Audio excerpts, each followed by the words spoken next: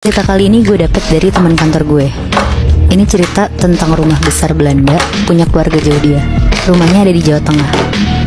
Rumahnya tuh tipe yang satu lantai luas dan ada halaman belakang juga yang lebih gede dari bangunan rumahnya.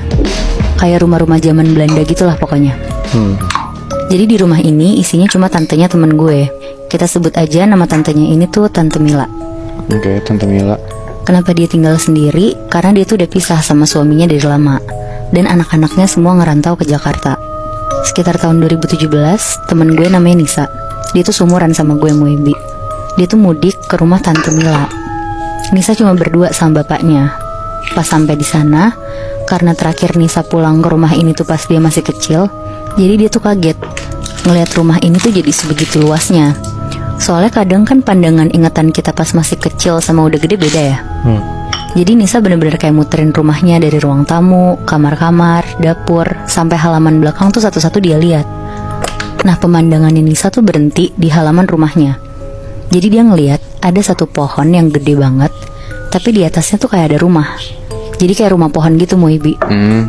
Yang tangganya tuh nempel di batang pohonnya juga. Pas ngeliat itu dari jauh, Nisa seneng kan, soalnya ada tempat nih untuk sore-sore dia bisa nyantai di atas rumah pohon itu. Oh, rumah pohonnya tuh gede? Gede, Mui. Oh. Akhirnya Nisa ngedeket lah ke rumah pohon itu. Tapi pas dia udah setengah jalan, Nisa tuh ngeliat ada perempuan gak pakai baju berdiri ngebelakangin Nisa dari dalam rumah pohon itu.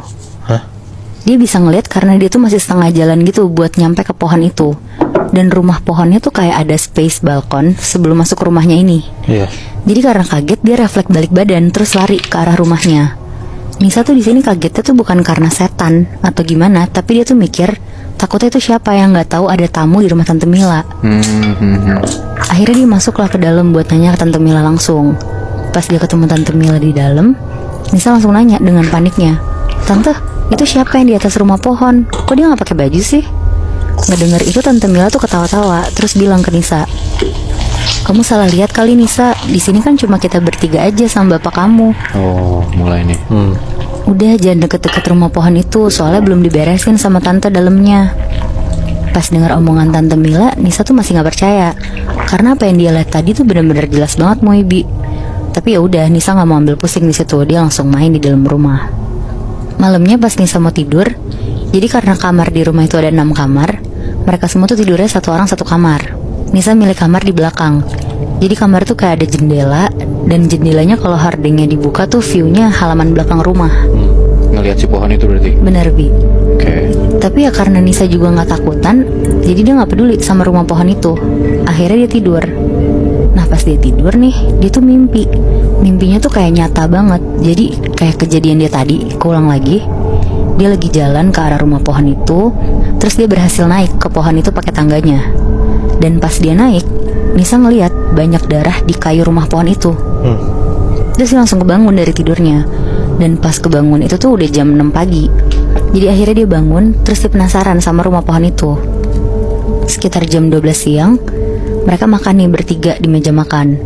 Terus Nisa nanya-nanya lah sama Tante Mila, "Tante, awal mula rumah pohon itu gimana? Siapa yang buat?" Terus Tante Mila tuh dengan santai bilang, "Oh, itu udah ada dari buyut-buyut kita dulu. Soalnya kan rumah ini tuh udah ada dari zaman dulu. Tante kan di sini cuma nerusin aja, karena sayang kalau sampai terbengkalai nggak dipakai kan."